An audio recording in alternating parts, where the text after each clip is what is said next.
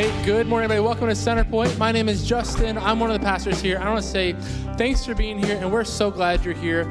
We got things decorated for Christmas, but before we get into the Christmas spirit, we have Celebration Sunday today. Whoa, Justin. You just mentioned Celebration Sunday, and for Celebration Sunday, we have to make sure that we have a lot of fun this morning because this is going to be an absolutely... You look like a piñata. That's what I'm going for. Perfect. Piñata, Perfect. human confetti, something. Got that look. Because it is going to be so much fun this morning. We are so happy that you are here for Celebration Sunday. We are going to celebrate everything that God has done in this past year, all the money you've given, the time you spent, your resources that you've donated to make a difference in our community, and you've made a massive difference in our community. Yeah, we're about lives being changed, and maybe you're here for the first time and you're like, man, I picked the wrong Sunday to be here. No way. Because you guys are talking about everything you did, and I'm not part of it. What I'd say is that's actually the furthest thing from the truth. Yeah. This is one of the best Sundays for you to be here, because you're going to learn all about who we are as a church and what we really who we're for. Yes. The love and impact we have in our community. So you picked a great Sunday to be here. And if you are new, we'd love for you to take the Nice to Meet You card at that seat back right in front of you. Fill it out, bring it out to the info center after the service. We just want to say welcome to you, get some helpful information in your hands, have a free gift for you. Promise we won't do anything weird. I mean, the weirdest thing you're going to see today is me. And Nicole does not work at the info center, so don't worry about that. I don't work out there. I just work with your kids, so I don't know what's better. Fun. But I want to let you know that your kids right now are having an incredible time. This is our red versus green party today, and they are going to have a blast. And then next week is PJ DJ. We have a live DJ coming. They're going to want to wear their Christmas pajamas. And then December 17th is Jingle Jam, our massive Christmas party that we have in CC Kids. And so I'm just letting you know, if this was your first time and you brought your kids, you're going to be coming back the rest of the month. I'm so sorry. Cancel all your plans. Every week. And then also, Christmas Eve is going to be spectacular. You're not going to want to miss it. So please, please, please be inviting people. Let them know what's going on. It's an easy invite because there's so much happening during services, after services, for all ages. A ton of fun. You're going to want to make sure you're here. Now, one of the things you will not want to miss, and people around you will not want to miss, is Winter Wonderland. Yes. This is the biggest thing we do all year for our community. We have everything is free here. We got axe throwing and slides and a market and food, all sorts of great. You forgot that last service. I got it this time. I got Santa, it. did you say Santa? I didn't say it yet. It's on my list. Okay, I got it. But here's the thing. It is a great opportunity for you to bring people with you and invite them, really just to show that we are for the community, that we want to show love. It's also a great time if you've been around Centerpoint for a while and maybe you haven't felt like this is your church. This is a great first step for you to help us by volunteering for Winter Wonderland. Help us throw the biggest party in our city, in our town, this next Saturday. Sign up on the app. There's shifts, a couple hours apiece. Take one and be part of that.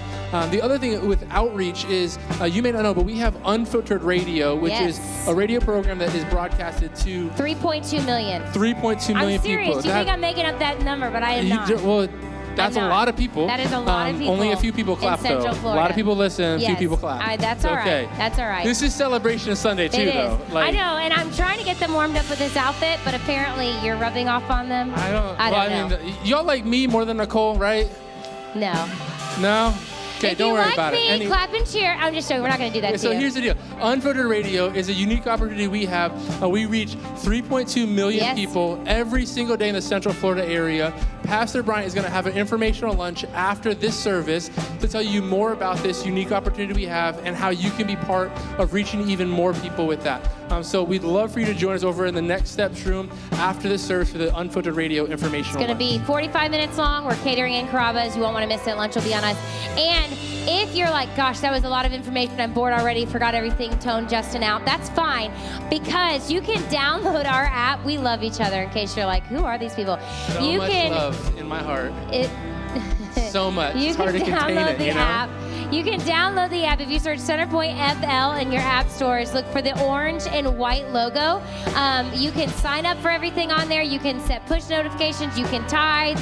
You can find out all the announcements. Everything is on the app, so you're going to want to make sure you have it. So I think that's everything. That is everything. All right, awesome. So let's get this party started. If you are comfortable and feel good enough to stand, please stand with us as Centerpoint music comes out and leads us in worship. Thanks for being here today, guys.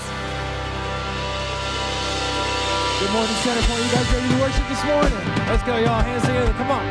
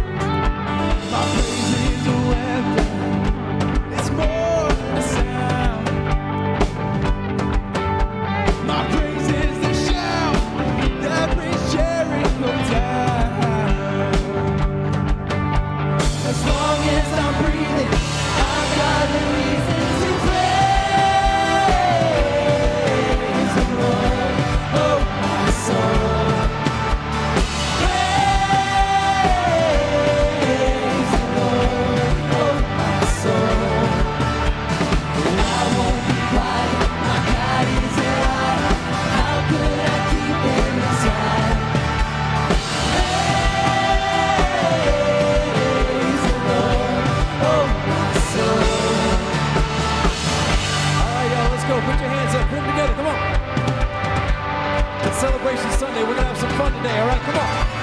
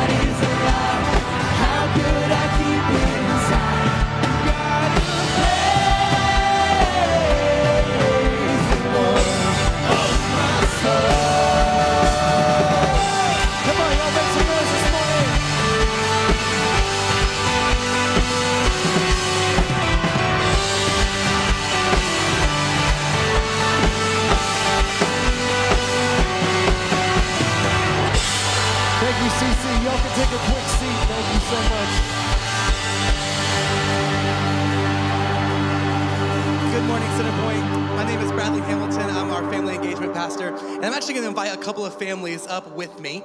I know a lot of times we talk about sharing stories, and we see a lot on Sundays, but we often, if you don't have a kid or a student that you're checking in to one of our family ministries, our kids ministry, or our student ministries, you might not see all that's happening over there. And so I asked just a couple of families to come up and share a little bit about how CC students and CC kids has impacted their family, because we are a church that heavily invests in the next generation. We believe it is an unreached group of kids and children who the next generation of faith matters so much to us, and it's worth everything to us. And so it's one thing to just say that, but we really put a lot behind it. And so I just wanted you to hear from some people who've been impacted by those ministries. And it was so cool because when I reached out for both of them to share, they were like, I want to say no because it's terrifying to get up here. And some of you, this is your biggest fear, right? To share from stage. But then they both were like, but I have to. Like, I can't wait to tell this, how this has impacted me and my story. And so I really appreciate them doing this.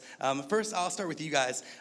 You guys are all serving. You have two girls as well. And your entire family serves together in different areas at Centerpoint Church. It wasn't always like that, but you guys are now all in. What's kind of brought you guys to that place, and what's it like serving as a family?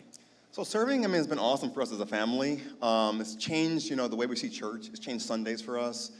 Now, it's more about, what we can give back, not about what we're getting, not about, what, we got out of the service. Also, we, kind of share stories at lunch after service. A lot of times we'll go out, the five of us. David and Pilar will talk about how many kids they had in their class, what the kids learned in that class, how the kids are growing spiritually that day. I'll talk about in parking ministry how, almost got run over by a car, which actually happens a lot, more than you might think. You guys. But yeah, it's been awesome so far, serving. Good morning. The first time we came to volunteer, Centerpoint was at the Bunny Bash, and it was a great opportunity to help the community. And in May, our son got baptized, and we were so proud of him. And then he decided to, thank you. So after that, he decided to volunteer for the kids ministry, and he inspired us to volunteer as well. So we've been helping here at the church, and now my girls are doing it as well. They're very happy and very excited to come every Sunday to be around the kids. And growing up in Colombia as a Catholic, I didn't have the opportunity to learn about God. And now as a mom, when I see my kids, like excited to come to church, to help another kids, to help the community means the world to me. So I'm very blessed, and I'm very thankful to have Centerpoint as a family. Thank you. It's awesome. And I love it you said that he got you guys into serving, because that's not normally the story, is the high school student got the parents in it. I love that. How you guys are sharing a little bit with me about how CC students and kids has impacted you guys personally. Can you share a little bit about that? Sure. So a couple things. When I think of CC students, a place where kids are welcome, where they feel safe, where they come and, they get a hug. A place like that is very rare. I think it's priceless. And, Centerpoint has that here. So, we love, having that here at the church. Also, recently, a short amount of time, we actually lost 3 people in our family. So the kids' great-grandpa, their great-grandma, and their grandpa, which is Pilar's dad. And, that's really been hard. Some days are harder than other days. But, for the kids to come here, come to a place, where they, they get a word of encouragement, a Bible verse, a place, where they come and, they get a warm embrace. I think something like that, it's a small thing, but to them, to the kids, it means the world to them. And I really appreciate, all that you guys do in CC Kids and, CC students. I think what you guys are doing, it's really changing the city. And, I think a lot more than you even realize.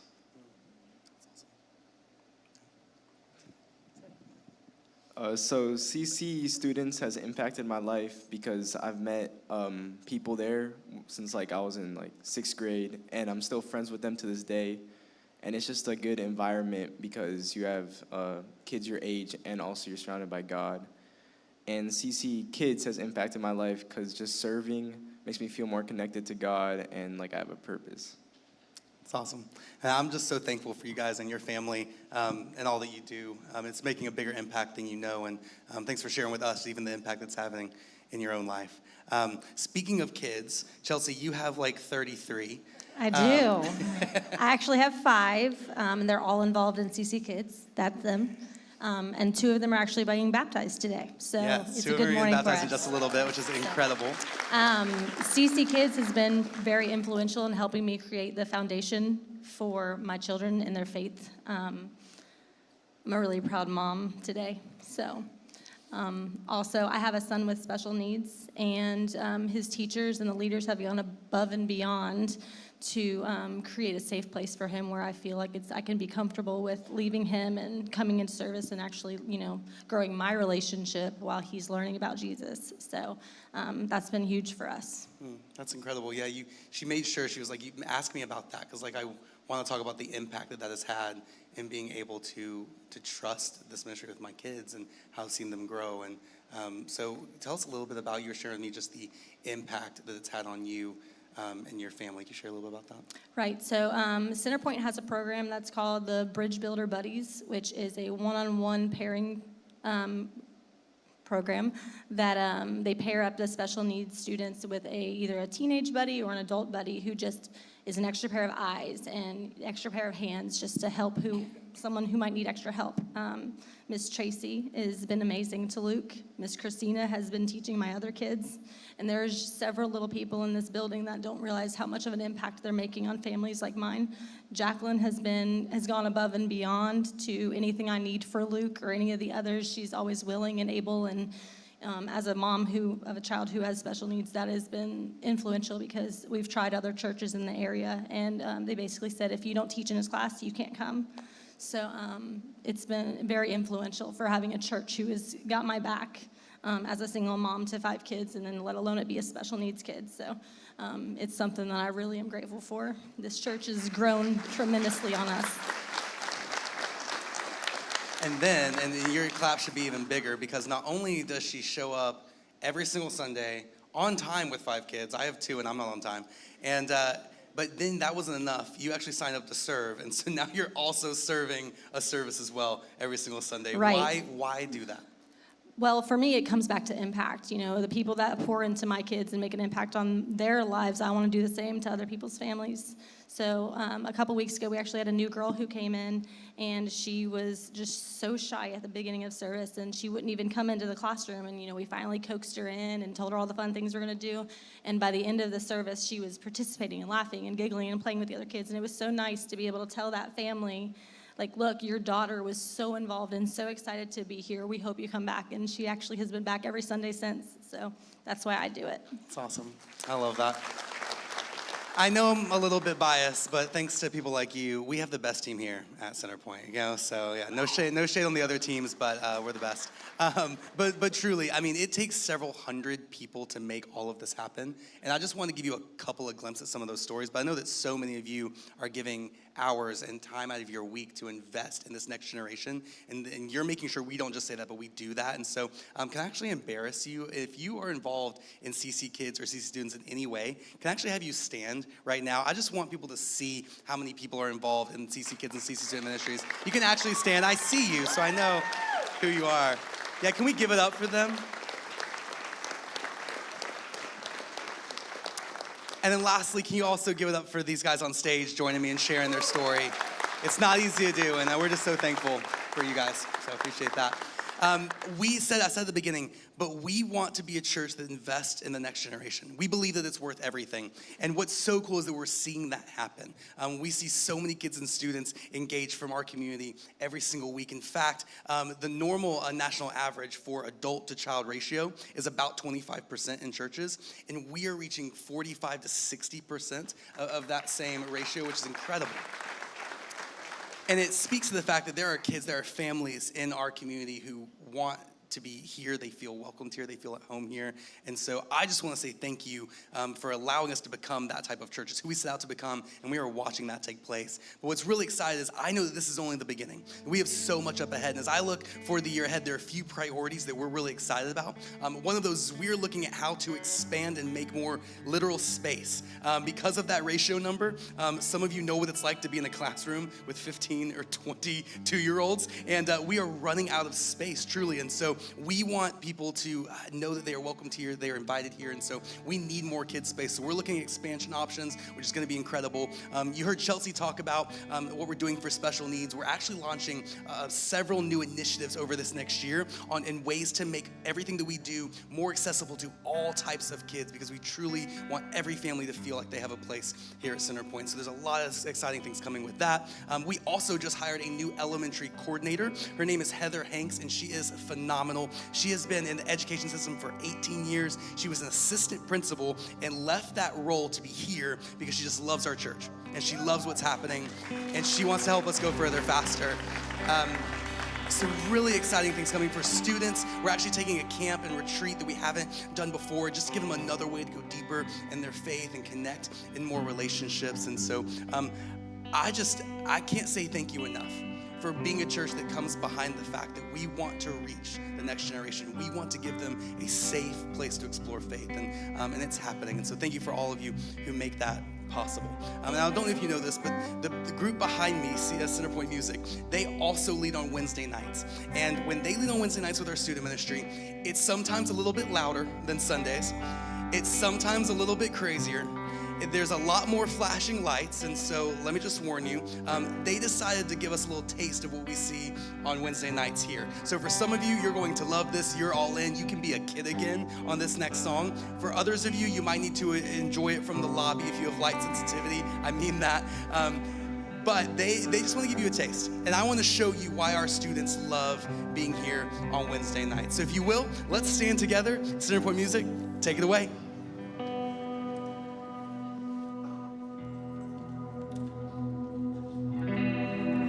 All my friends just wanna be famous, living life with a lot of time wasted. I choose you, you're what's missing. I choose you, now I'm different. Everyone say I'm crazy, good thing that my God who made me. So let them talk, it don't faze me. I'm gonna give you all my praises. Let's go. It's different now. I see it, love, see it all around. Nothing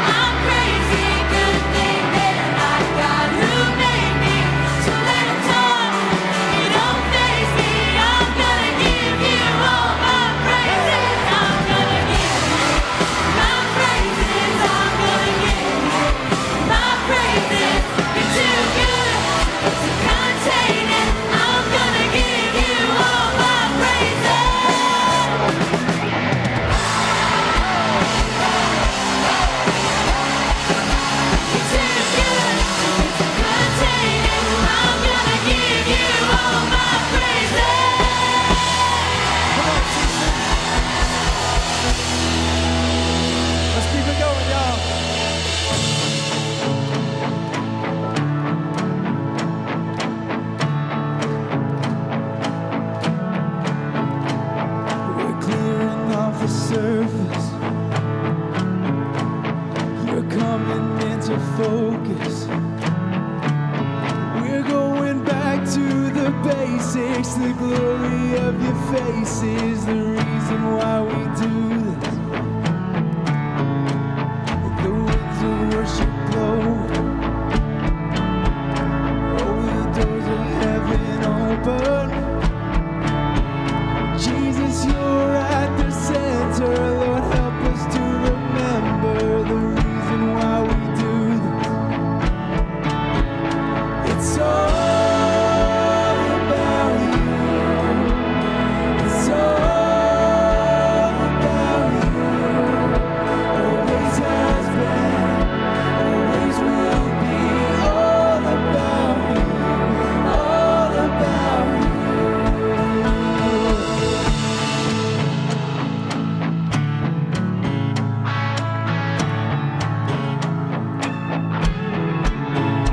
Our priorities are changing. We remember why you made us. Oh, we're all sons and daughters, just dancing with our Father. It's not that complicated. It's all about you. It's all about you. Always has been, always will be. All about you, all about you. Jesus, it's all about you. It's all about you. Always has been, always will be. All about you, all about you. Every story of impossible miracles, it's all about you. It's only you. Every story of a prodigal coming home, it's all about you. Jesus, only you. Every story of revival, I know, it's all about you. It's only you. Your kingdom's all about lives changed, empty graves. It's all about you. Come on, CC, sing that out. Let's go. Every story of impossible miracles, it's all about you. Every story of a prodigal coming home, it's all about you. Oh, every story of revival, I know, it's all about you. Your kingdom's all about lives changed, empty graves. It's all about you. It's all about you. It's all about you. Always has been, always will be. All about you, all about you. Jesus, it's all about you. It's all about you. Always has been, always will be. All about you, all about you. Always has been, always will be. All about you, all about you.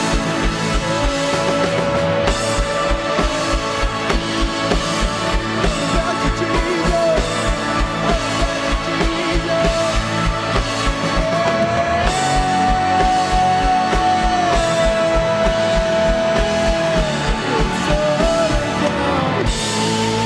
Thank you guys so much for worshiping with us this morning.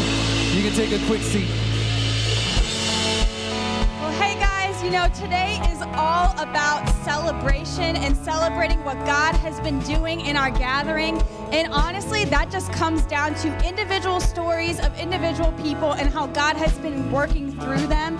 And we feel like baptism is a great example of showing what God is doing in the hearts of people in our gathering. So that's why we're going to celebrate baptisms today. You know, I have been overseeing baptisms for the last few years, and I consider it such an honor and a privilege because I get to know all of these people you see getting in these tubs and hear their stories about what God is doing for them, how their lives have been radically changed, and we get to celebrate that here. We get, as a church, gets to rally behind them with that, and I just think that's so powerful. Over the course of the year, we have had the honor of privilege of baptizing 30 people this year. Yes, that is so incredible and just a huge testament to how God is working through this gathering. So that's what we're going to do here today. We're going to celebrate baptisms. And here's what we know about baptisms, right? It's not the water that saves them, right? We know that the water, the dunking, this is just a symbol of a decision that's already been made in their hearts, and they're ready to take their faith public today through baptisms. That's exactly what we're going to do today. But what I need from each and every one of you is we need to celebrate them. We need to show them that their church is here for them. We're in their corner. We're going to support them as a gathering. Do you guys think you can handle that? I'm sorry. I said, you guys think you can handle that? Thank you. That's what I'm talking about. Okay, so first up we have Zachary, and he's getting baptized. And Zachary has had so many people pour into him over the years as he's developed his relationship with Jesus. And he wants to thank his mom for helping him make this decision to take his faith public.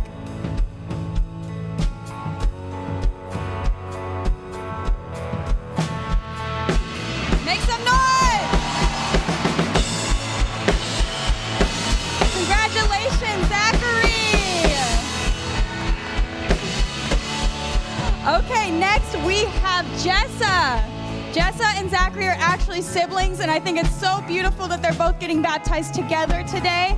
Jessa says her mom has helped her learn about Jesus and love him, and wants to get baptized because she wants to show the world her love for Jesus. All right, Jessa!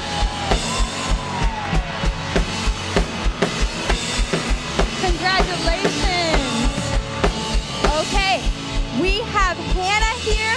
Hannah says she wants to thank her family for never giving up on her, and Centerpoint Church for showing how Jesus is love. And this is what Hannah has to share with you. She says, after going through some of the hardest years of my life and finally finding the strength to get out of the darkness, I found a light at Centerpoint where I have come to know Jesus at his core and be loved even in my brokenness. I was once baptized at 13, 14 years old, and it was for all the wrong reasons. Today, I have finally made the choice to show that I am clothed in Christ's love, peace, and joy.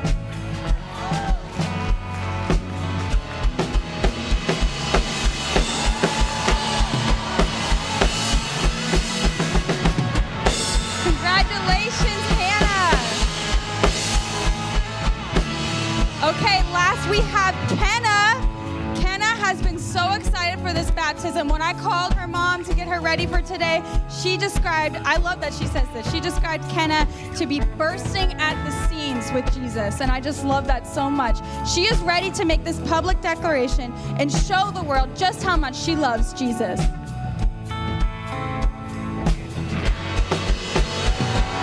Let's make some noise one more time for those who have baptized today and all year and what God is doing through those people's lives.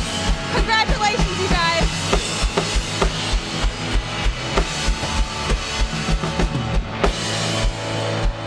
Man, what a incredible opportunity it is to celebrate baptism. Say one more time for them. That is just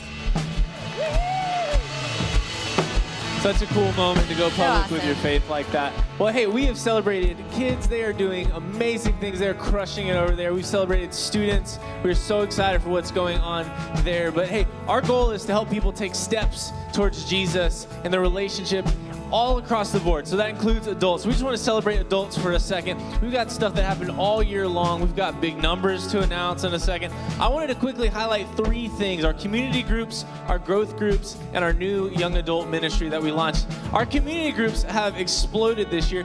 From last year, the same time, to now, we've had 45% more community groups. So awesome. It's so great.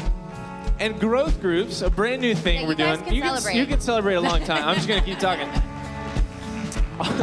Our growth groups are a newer thing. It's a little bit more intentional, just a higher commitment. But these people, they entered this group maybe being a little insecure about Bible knowledge. There was a little bit of an incident I heard of a mix-up between which Joseph was which Joseph. Easy to do. Easy to do. If I quizzed you all on which Mary was which Mary in the Bible, not a lot of you would get 100%. It's pretty tough.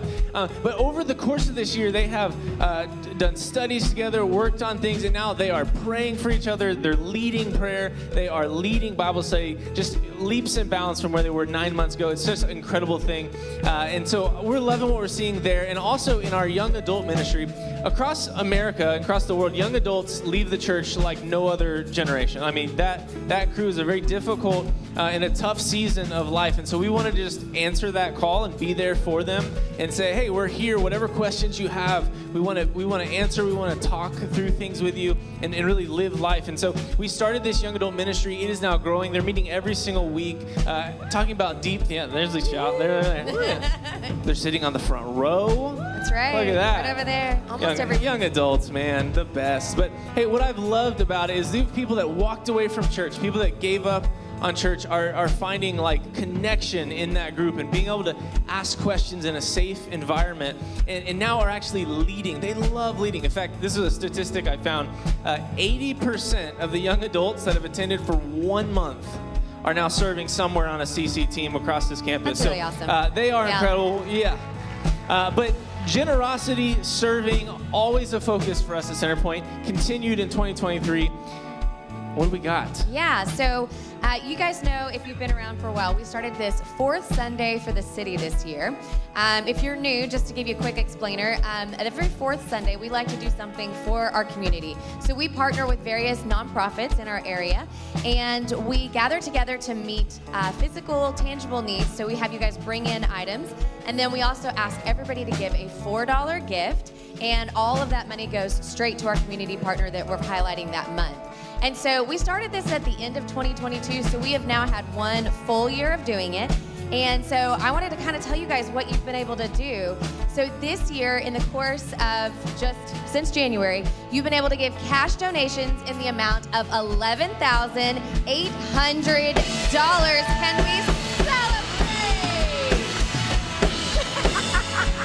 I just got confetti cannon. Confetti cannon. You know, I noticed you didn't give me one of those. No, this is just mine. Okay. But you know, beyond that, you guys brought in a lot of goods. So you guys have brought in everything from rolls of toilet paper to toiletry items, shampoo, snacks, peanut butter and jelly, baby clothes, and then of course last month you guys brought in all of the gifts for all of the toys for Gift of Hope. And so we've added it all together. In total, we think that you guys have given $13,000 in in-kind donations. Woohoo! Two of those. How many more? But here you go. You guys did not stop there. On top of that, we have done our annual generosity campaign. We've been doing this for years. It's a tradition. We love it because it's an opportunity in the fall to rally together and then raise a bunch of cash that we put into our partners' hands. And we do that right before the holidays because that's a really expensive and a very important season for them in their course of their ministry.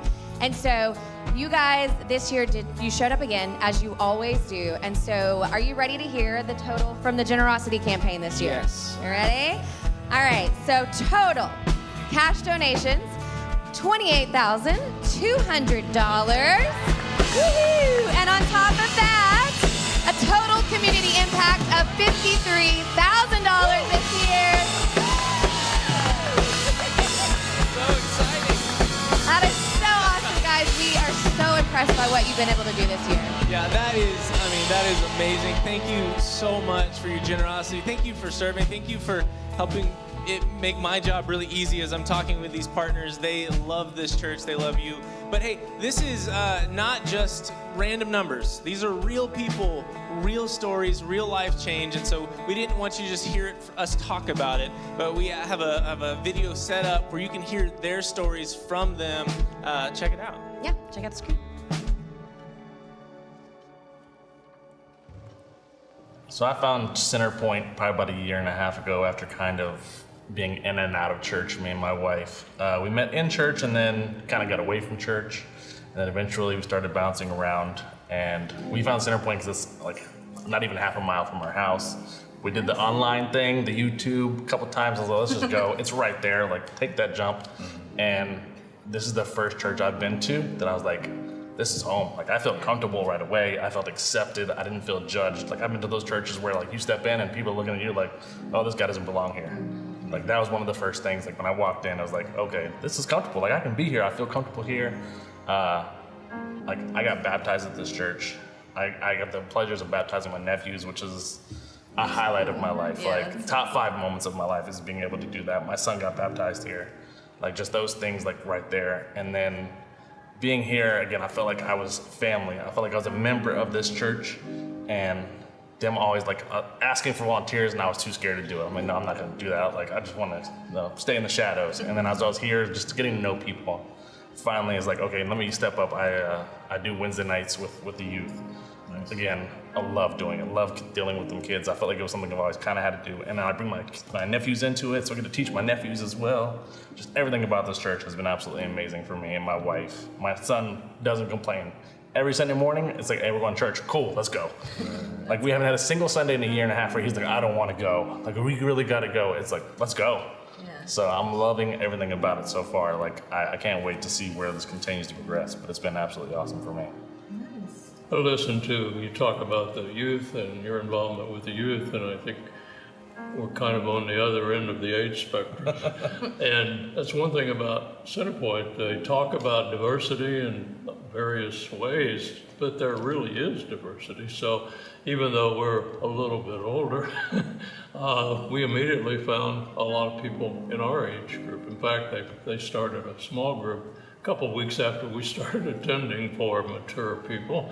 And we got into that group.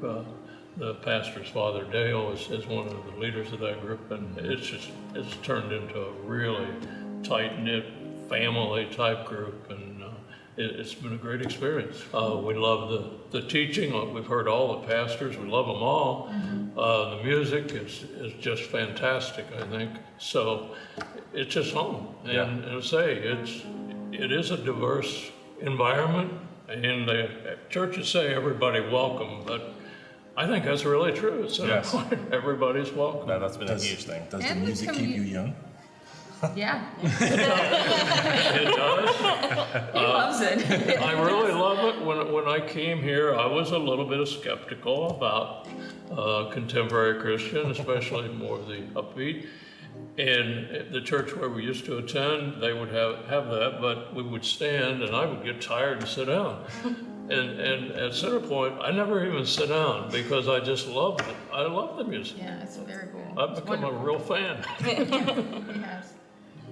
And the community outreach is so important to me too, with the fourth Sunday, and that this church actually really does involve the community for real, not just we care about the community. They do it in a tangible way, and I love being a part of that. It's really important to me. Speaking of the intentionality, one of the things that I often hear, often spoken like almost every month, is that the church should be known for what it's for rather than what it's against. Exactly. And I came from an environment where it was heavily known for what it was against, and it was never really focused on what it's for. Like, what are we doing for the city? Like, what are we doing for our community? What are we doing for the people who are constantly opposing?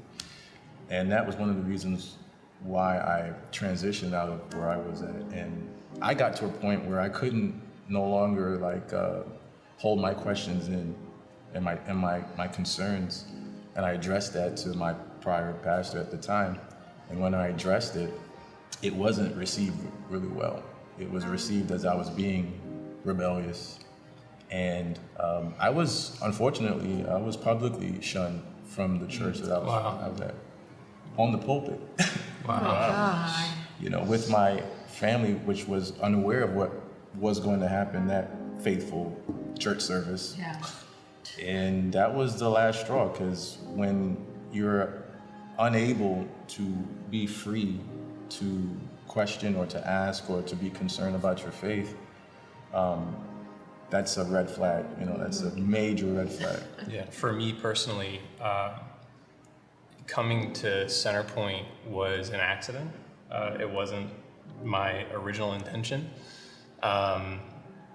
Basically, I, really similar to what Leo was saying, had a lot of experiences growing up and specifically in church that were just really toxic and not beneficial at all, to the point where it pushed me away from the church completely. I was just over it. I had no intention of returning. And I went to high school with Jared Davis, and he called me and he was like, hey man, he was like, every bass player that we have at church right now also works in like sound and production. And so this board that's crashed, we have all hands on deck. He was like, would you be willing to give me just 2 Sundays? If you could come and play for 2 Sundays, he was like, I will actively tell people to not even talk to you. Just because he knew that my relationship with church was so fragile. And so he was like, nobody's gonna say a thing. He was like, but if you'd be willing, like it would be a big help. And it's Jared, he's the sweetest guy, you can't say no. So I was just like, okay, yeah, for sure. And like, I was happy to do it. And so I came and it was true. Nobody, when I walked through the door, was like, hey, before you get on the stage, how's your walk? Or what's your relationship with God?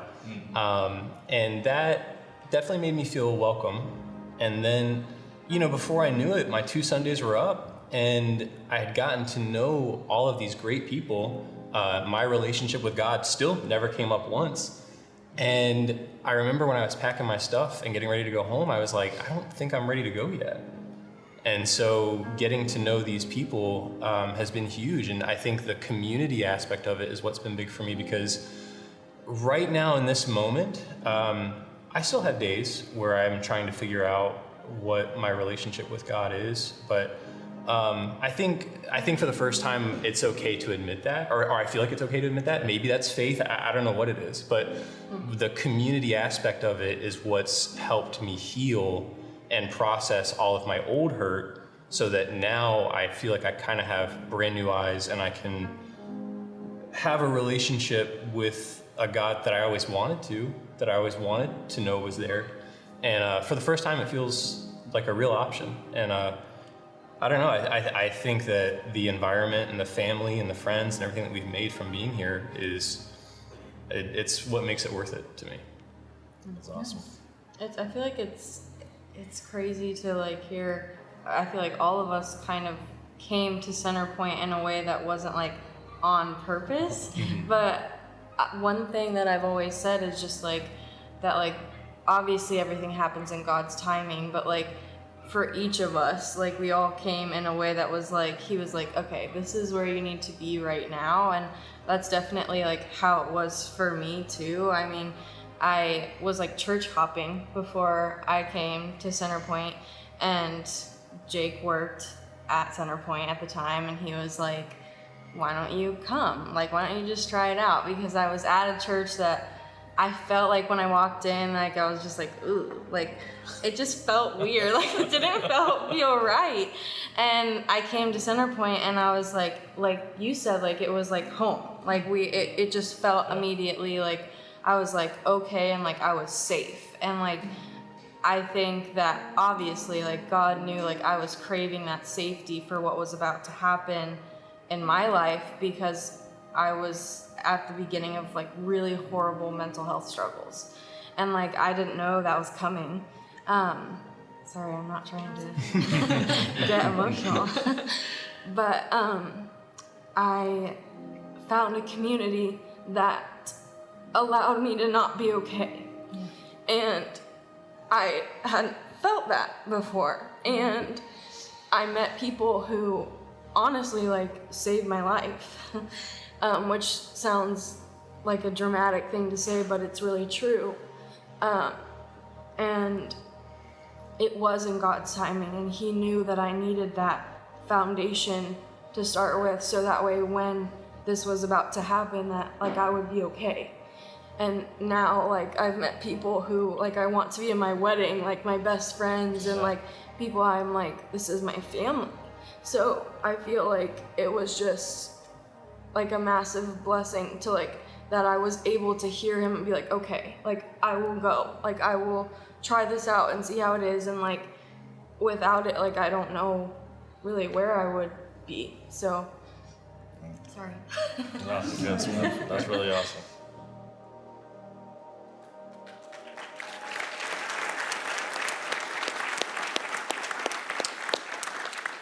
For some of you, in a lot of ways, that's your story, right?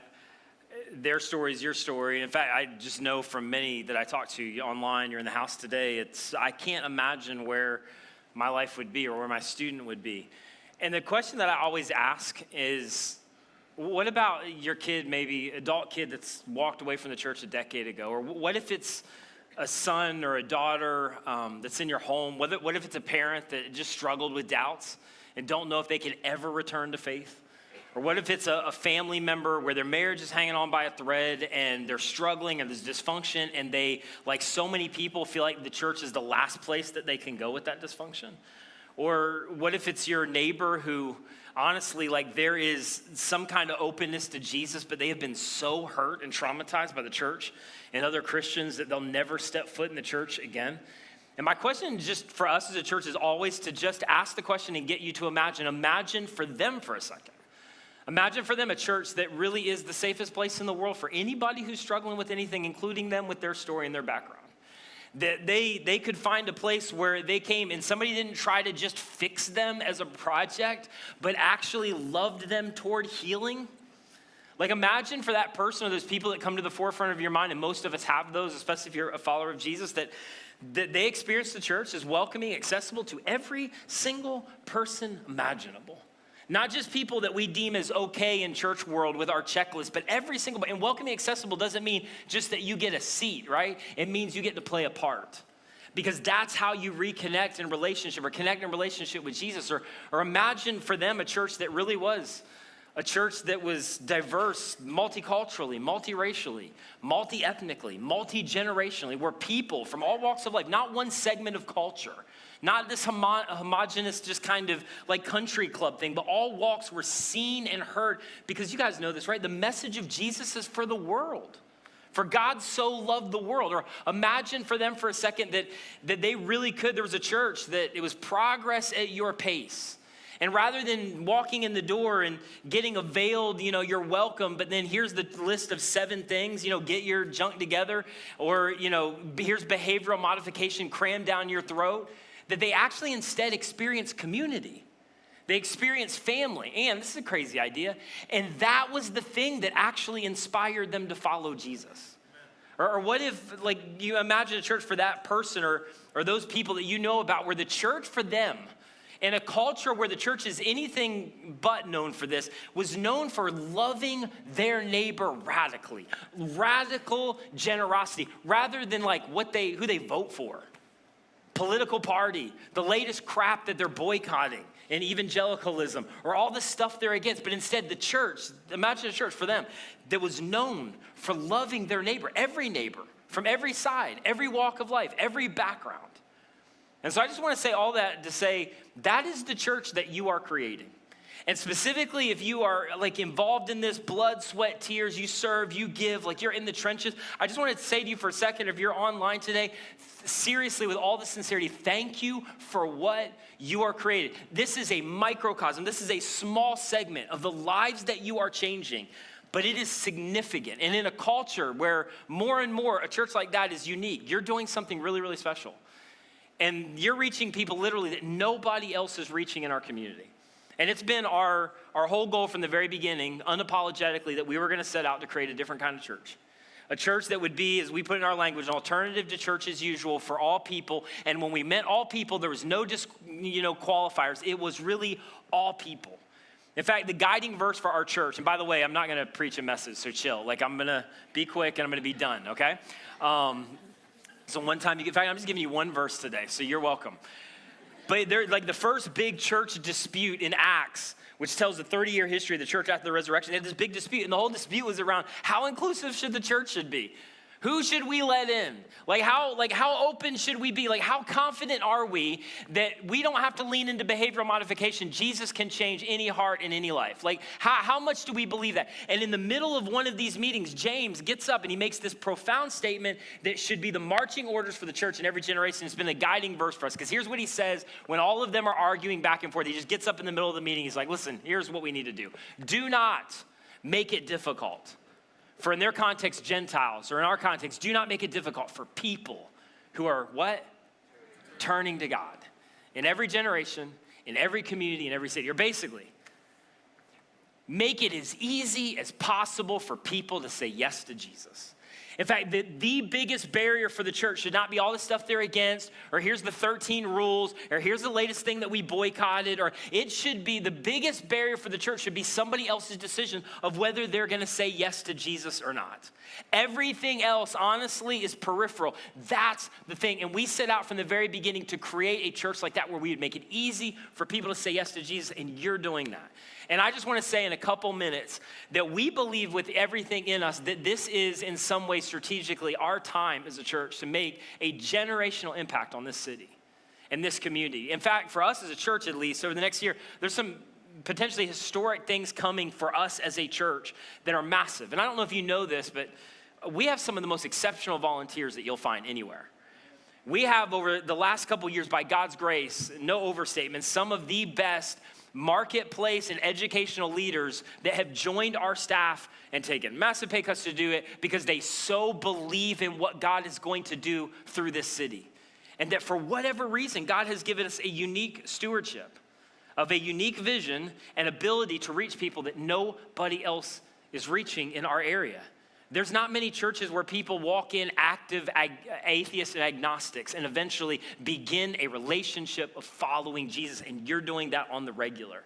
And we believe that God has incredible things up ahead for us. In fact, we're a part of a church network called ICN, Irresistible Church Network. It launched out of Atlanta and North Point, and a mentor of mine, Andy Stanley, and we're a part of that church of creating churches like this around the country. And I'm a part of, leadership teams, and we're heavily involved as a church with them. And so recently I invited some of that leadership team in to go, hey, there's a verse called in Proverbs that says wisdom in a multitude of counselors. And so I just said, hey, I want your eyes.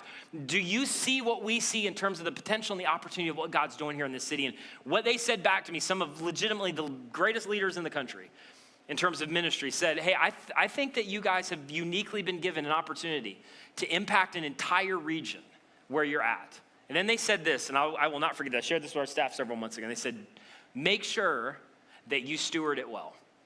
And so our whole goal is to steward what God is doing through us well, believing that honestly, there is incredible things up ahead to reach some people nobody else is reaching, but we need every single CC'er. And if you're not a follower of Jesus, you don't have to do any of this. But my hope is this is actually an incredible day for you to be here, because my hope is you'd get a little glimpse of what we hope the church would be for you. But if you're a CC'er and you're a part of this, our hope is that you would imagine a church with us. Because it is so easy to be impacted, do the deal, follow Jesus. That was incredible. And then within a couple of years, you just kind of forget and becomes insulary. In every church, the gravitational pull is inward. And you start forgetting about all of the people on the outside who've never experienced what you experienced. So that we would imagine continuing to create a church like this, and that every CC'er would engage. And I want to encourage you to engage around 4 things real quick. And I'm going to be done. The first one is, over this next year, my challenge for you as a follower of Jesus and a CC'er is that you would invest and invite somebody. And for many of you, it would be more than one somebody.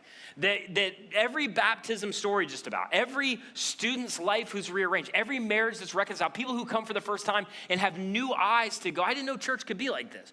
Almost always, 80% of the time, they were personally invited by somebody. In fact, generally somebody's personal relationship with Jesus or reigniting a relationship with the church begins with a relationship with one of his followers. And come on, we live in a cultural moment where there's a lot of Jesus followers that look nothing like Jesus. You have an incredible opportunity in your city. And so I want to encourage you to invite. And it doesn't have to be a hard invitation. It is, my life may still be a mess. I don't know a lot. John said, I keep getting the Joseph mixed up. I don't even know. But I'm just telling you, something different is happening in your usual church experience. Maybe it hasn't been good. You need to come and see. So over this next month, honestly, you have an incredible opportunity. Thousands are going to show up on Saturday for Winter Wonderland. This is an incredible opportunity to connect with people, but it's an incredible opportunity to reach our city and community. all throughout our Christmas series and Christmas Eve services is an incredible opportunity to invite other people. Let's think outward.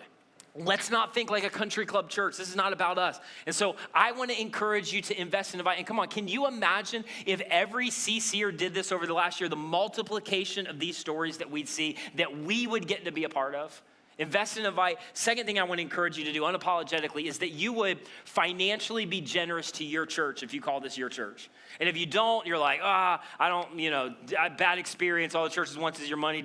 If I had experienced what you experienced, I'd probably feel the exact same way. So here's what I'd say. You can come here your entire life and never give a dime. And guess what we'll do? We'll just keep investing in your family. We'll just keep anchoring the gospel in the heart of your kids. We'll just keep being there if your marriage falls apart. We will do everything we can to help you thrive in a relationship with Jesus because it's not about that. But we as followers of Jesus get the privilege to be a part of this movement and this message to the world. I mean, Jesus was so clear.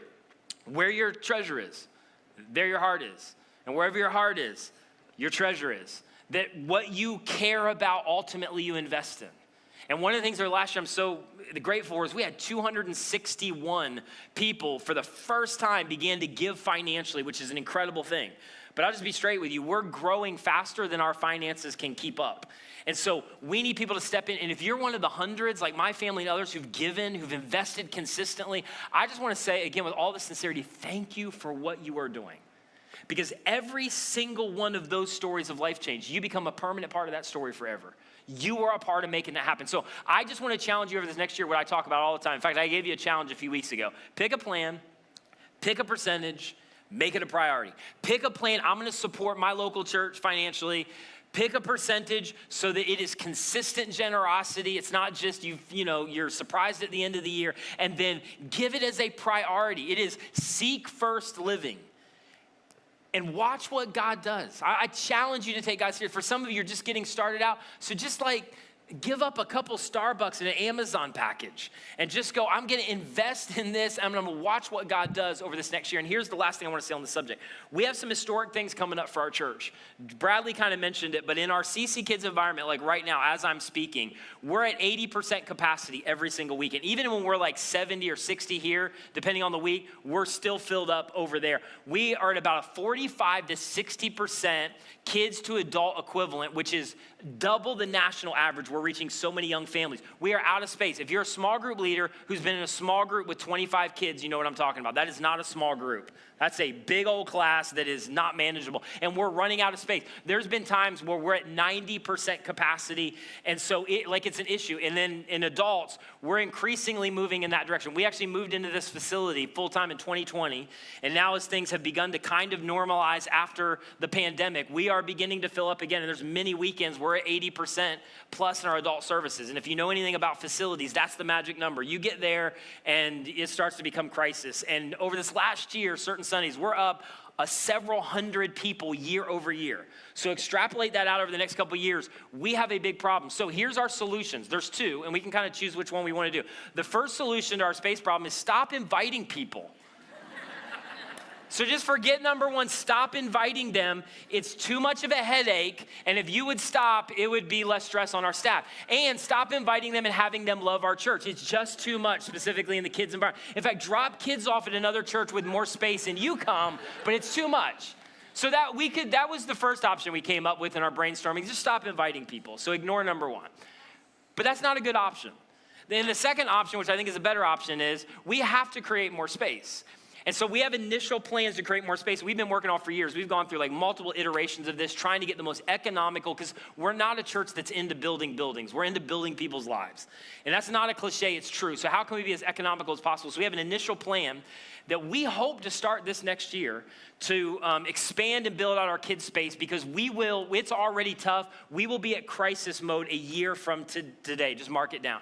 And we know we're moving quickly at that in terms of adults. So we have another plan that we've worked years to try to figure out, because we didn't want to build another building, to actually retrofit this space with stadium seating and ultimately double the capacity. And so all that to say, the other thing I want to consider for some of you is a year-end gift And year-end gifts have nothing to do with this year. It has everything to do with how we launch next year. And our hope is to get this to initial blueprints to be able to present to our church sometime first, maybe second quarter of next year.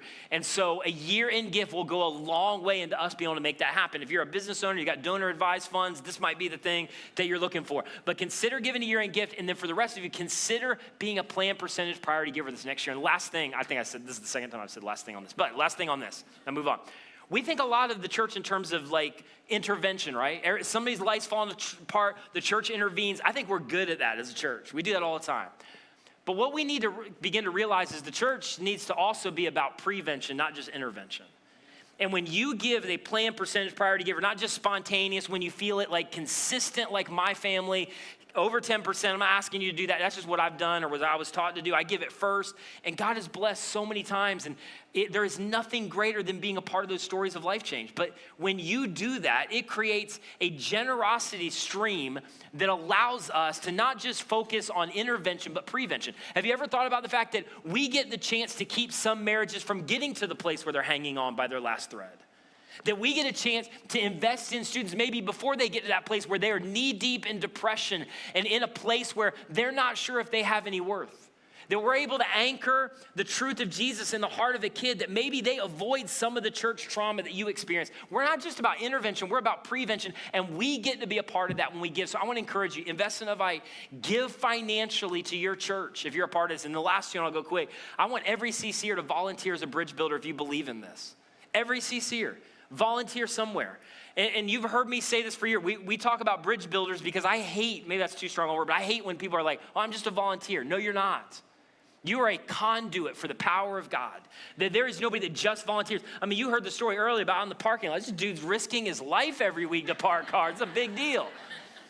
But seriously, I've said this for years, but I'll tell you, we don't just park cars here because you can't park. Though some of you can't park. What we do out in the parking lot is we're answering the one question that everybody is answering in our culture, and that is, do you care? Do you care? Do you care?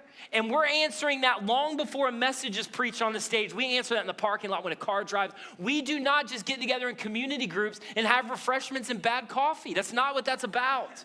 We get into community groups because we are letting marriages know in those contexts, it is not over for you. We're anchoring the heart of somebody who's deep in addiction or just feels like God has no plan for their life. It's in the context of community where they begin to experience God work in their life. That's what community groups are about. And come on, we do not tolerate students here. You've heard me say this. Too many churches tolerate students. We invest as much money and staff as we can in students because we are raising up a generation of culture shapers. In a culture where so many students are leaving the church, not on our watch. And we're not babysitting kids. If you want to babysit a kid, go somewhere else and volunteer. If you want to volunteer, we don't babysit kids. We anchor the gospel of Jesus in their heart. And they may not see how big a deal that is. They might see it at 25 when suddenly it goes off the rails. And that anchor of God's love is relentless. It is unending. It never runs out. That was anchored in them by a small group leader 15 years before, maybe the thing that sustains them. That's what we do. And I want every CCer to be a part of it. We're going to change this community. We need you to play your part. Paul said it this way, you're an indispensable part of the body of Christ. I don't care how old you are, what you think you lack, you're a prime candidate for what God wants to do. And you know what I love is going, because nobody knows what anybody does as a day job around here. I love going around knowing people's stories and seeing people in circles with little kids and their CEOs and their teachers and principals and their single moms. And they're entrepreneurs, and they're people that are doing things that you would never imagine, that are stooping to the level of sitting with elementary kids and investing in their life. And they're busy people just like everybody. But they see the value in what God, can you imagine the impact if everybody did that? You can go to the app, volunteer, but I'm hoping over this next year you'll take the step. And then lastly, my hope, my heart for you is that you would take a significant step to grow your faith over this next year. That you would not spend another year, and it's easy, it's so easy for me to do this. You wouldn't spend another year just hoping, believing, intending, feeling something, but then never actually growing your faith. And come on, church people are notorious for this. We come to a service, we sit in the seat, we have a song that we like, and we feel all these feelings, and which is a whole nother thing, and we intend to do stuff, and we believe it, and we're convicted, but we never do anything.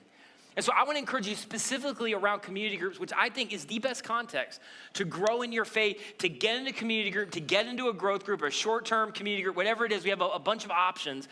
And we've grown so much over this last year, but we still have hundreds of people not connected. You'd get into a group, and here's what I know. You have a ton of friends, I get that. But for most of you, and I'm confident in saying that, you need some friends in a context that really share your vision and values for where God wants to take your life. And I think this is where it happens. And I get it. It is uncomfortable. And the nature of uncomfortable is it is uncomfortable. And comfortable is comfortable. But the reality is that you do not grow in comfort zones. By definition, faith must be stretched to grow. And so I get it. You're busy. You got 300 kids. You're single and you're hustling hard. You got school. All of us are busy and got stuff. I just say this with confidence. You should rearrange your life. You should quit some stuff. You should make this a priority. And you should watch what God does in the process. And our hope, thank you. No, I'm going to let that play out for a second. Thank you for that one courageous person. And come on, our hope is that church friends would become best friends. And for a lot of us who've been a part of this, that's true for us. And I have a lot of friends outside the church. I think that's healthy. My best friends are church friends, man. We do life together. We share the same values. We're pushing each other toward following Jesus. And that you would meet people just like you. And I get it. You've tried this 7 times. It hasn't worked. I get it. So what? Try it again. Do it until you find it, but get into community, stretch and grow your faith. And I am seriously going to end with this. You have no idea. We have no idea what hangs in the balance. But here's what I do know. That God has uniquely equipped us. And if you don't play your part, I'll make it specific to you. If we don't play our part as a church, there will be some people who will never, ever engage the church. And consequently, they'll never engage Jesus. And you've been placed where you've been placed, and our church, for whatever reason, has been placed where we have been placed with a unique kind of opportunity and a unique calling to reach some people that nobody else is reaching. Let's play our part well. Let's steward it well. And come on, some of you believe this with me, and this is why I'm so passionate about this. We believe that Jesus is the hope of the world. We believe that Jesus can transform any life, and some of us have gotten a front row seat to see that. That he can redeem any past. I had a guy stop me right before I was coming on stage first service, literally. And he's like, I met you a few months ago, and the first thing out of my mouth was, I just got out of prison. He's like, I've been embarrassed for several months that I told you that. He's like, I just felt like if you're coming to church, you should just lead with that. And I was like, that's awesome. But I just tell you, I never blinked an eye at that. Because this is the best place for you. And he went on to tell me that over the last months that he's gotten involved in a community group. And he's begun to serve, and God's begun to transform his life. We get a front row seat to believing that God can redeem any past, that he can give any individual a first, second, or 50th chance. Because his love is relentless. It is unending. And it never runs out. And so let's not just be a church that talks about marginalized, hurting people, people with doubts, or people that are just stagnant in their faith. Let's actually reach them.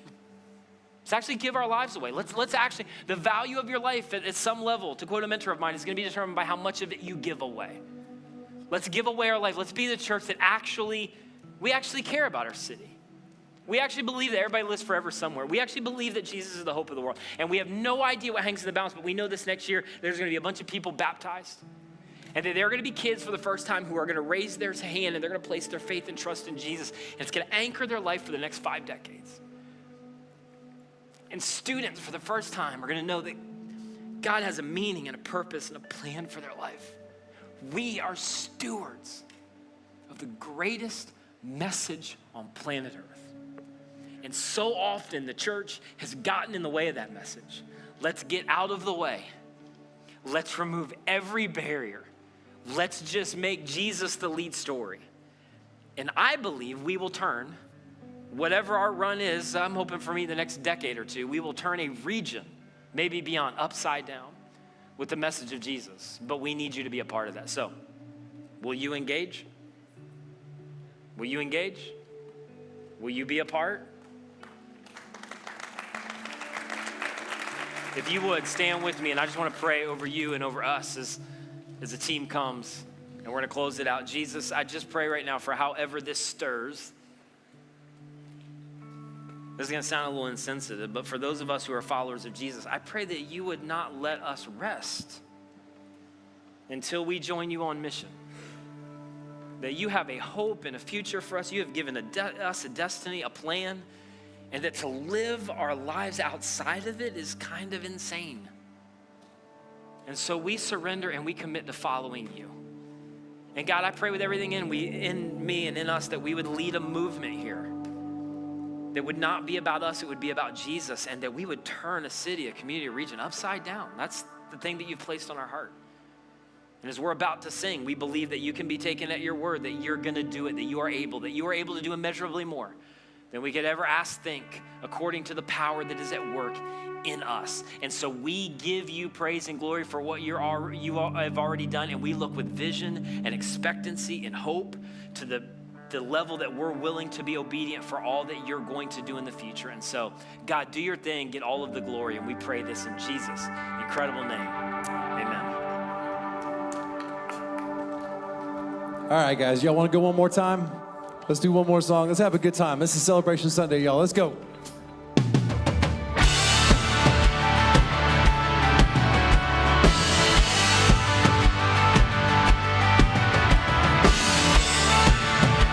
I know you all know this song. Sing it with me.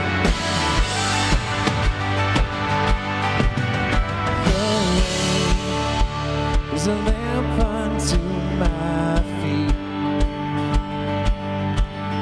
Your way is the only way for me. It's a narrow road that leads to life, but I want to be on it. Hey, it's a narrow road, but the mercy's wide, 'cause you're good on your promise. Come on! I'll take you at your word.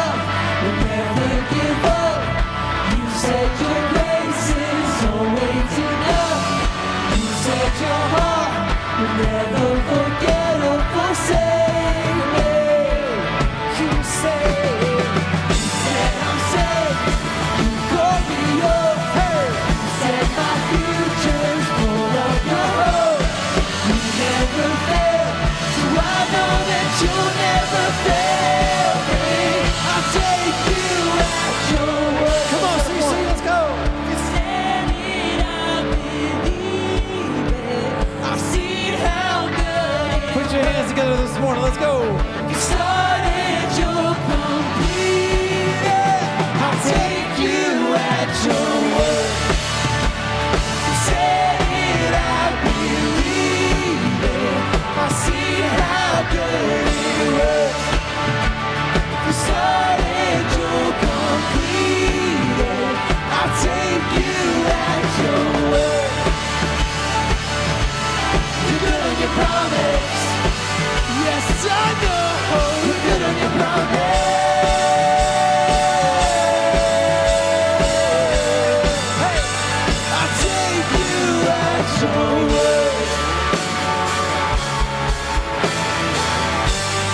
Can you celebrate with us one more time? CC, make some noise.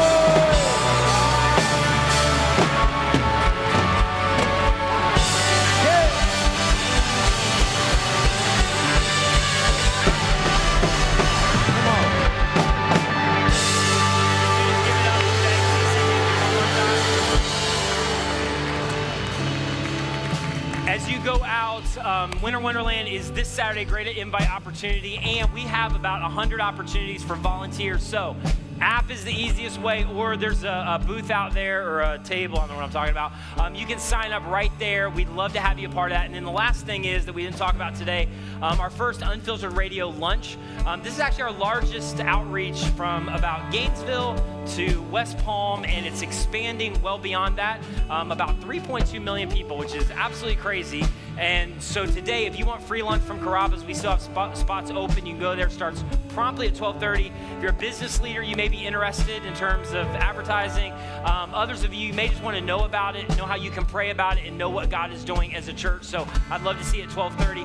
With that, we'll see you this Saturday and then next week for the start of And Not So Hallmark Christmas. Have a great day. Go Bucks. Love you guys. See ya.